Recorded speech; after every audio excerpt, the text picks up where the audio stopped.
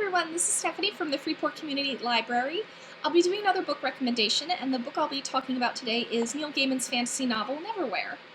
It's an urban fantasy set around London, and it follows Richard Mayhew, who's a very ordinary guy with an ordinary life. Apartment's fine, job's fine, fiance's fine. He's content. And one night, when he and his fiancée are out, they encounter a girl bleeding on the sidewalk.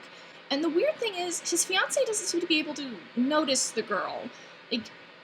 She can't keep the girl in her head, and she keeps brushing it off, and Richard, being the kind man that he is, he takes the girl back to his apartment and cleans her up, bandages her wounds. The girl, whose name is Dor, asks for his help in contacting someone.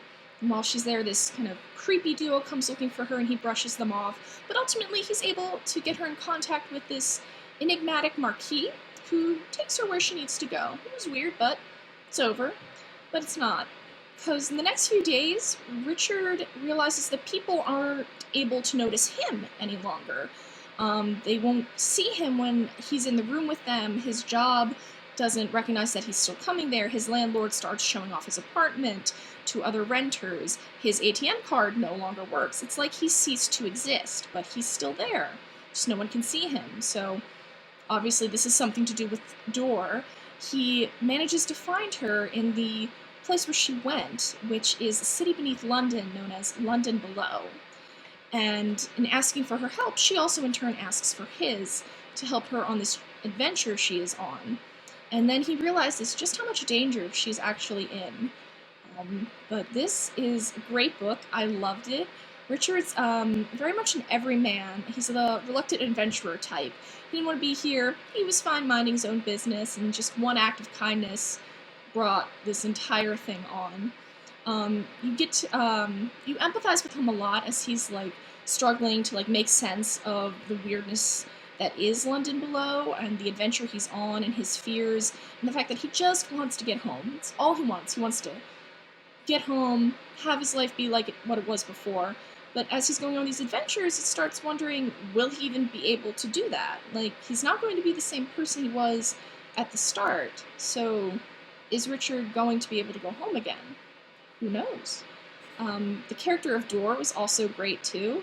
She's a very clever, determined girl. She knows how to survive on her own.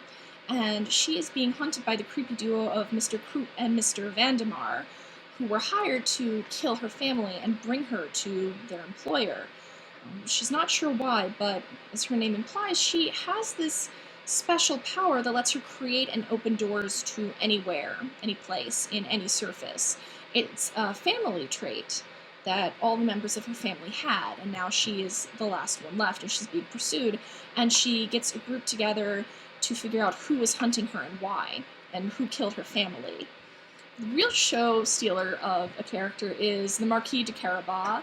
He is this very clever, snarky scoundrel. He always seems to be aware of everything. He's got his finger on the pulse of London Below, and he always has a plan up the sleeve or in one of the pockets of his very, very fascinating coat that he is very attached to. So he's a delight. And the villains, Mr. Croop and Mr. Vandemar, are delightfully terrifying. They have these little quirks of their character that really make them unique. Mr. Croop loves using long, fancy words, whereas Mr. Vandemar is very literal-minded and takes things literally. So they're kind of this weird duo, but they also really enjoy torturing people for information and killing them, and they derive a lot of pleasure from destroying what they perceive as beautiful things. So it's incredibly creepy whenever they appear, and you never know when they're going to, which makes it even more startling, and the stakes are very high in that these are the guys that are pursuing our protagonists. Scary. But the setting itself is almost like its own character of London Below. It's equal parts wondrous and terrifying. It's a very magical place beneath our London. And the place names of it correspond with the names on the London Tube map, Blackfriars, Earl's Court, Knightsbridge, places like that, which was a nice little touch there and kind of keeps a connection while still being its own entity. It's very richly imagined and fantastical. while still having elements that brush up against our own reality. London Below doesn't really, it's not grounded in time, it's kind of in its own little bubble, so you get lots of elements from different time periods throughout London history, all intermingling and coexisting together.